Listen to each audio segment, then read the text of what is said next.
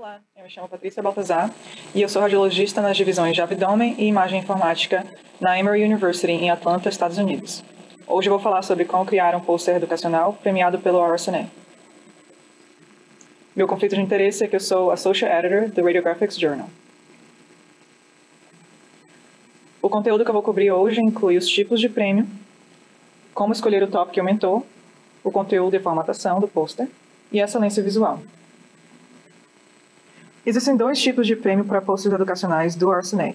O primeiro é o identificado por Radiographics, onde os autores vão receber um e-mail notificando eles que foi solicitado para submeter como um artigo para o Radiographics ou submeter como um PowerPoint para o Radiographics Fundamentals, que é um PowerPoint que vai ser publicado no site do Radiographics, geralmente voltado para residentes e fellows, um conteúdo mais básico.